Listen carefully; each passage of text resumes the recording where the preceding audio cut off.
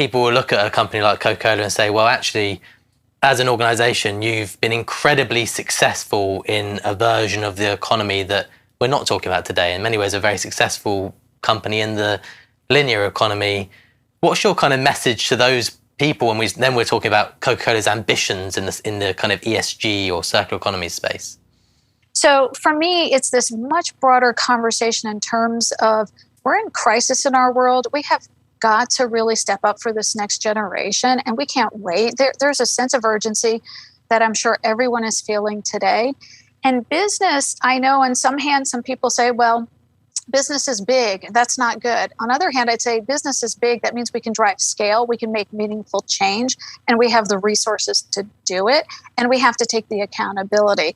So I love moving from what you call that linear economy to a circular economy, because I believe that's where we can really add value, drive the scale of change that's required, and protect our world for future generations to come. And I think that it's okay if business is thriving at the same time, because that means the more money we make, the more we can put back into the circular economy. Let's make our money circular too, right? Some people who are watching this will have been in a Walmart before. Some of them may not have been if they're not in the right geography. They should go. And when they walk through the aisles, they may look at the amazing array of products, and they probably will be forgiven for thinking, well, this is actually a company that has massively thrived and succeeded in a linear economy, like just the range of products, the pace of innovation. And they may challenge and say, how is that ever going to become regenerative? How can that ever become part of a circular economy? What do you say to them? Yeah. So Walmart was really built on this idea of democratizing access to products. That was sort of the core tenet of how the company was built. And so it wasn't necessarily built on linear, though that was the model I think that retail broadly has been built on, but with this idea of how do we help people get access to the things that they want. I think that will be true and continue to be true in a circular system as well.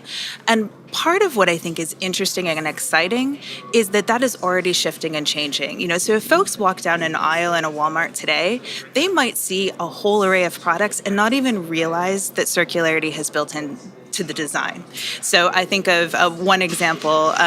So if you walked into the pet aisle, you would see these really adorable pet beds. They're very cute, but they're made out of hard to recycle mattresses, right? So you don't necessarily know that the product was built in a way of trying to build circularity into the design, but it's there and it's on offer. If you went into apparel, you would see that our private brand apparel is all trying to be built with more recycled content and created with that. You would see that in all kinds of aspects of the business. So there are a lot of products actually that are being built in material design, through that whole spectrum with circularity in mind. We just don't necessarily always talk about it. And I think that's a huge opportunity, is to be able to have that visibility in the conversation.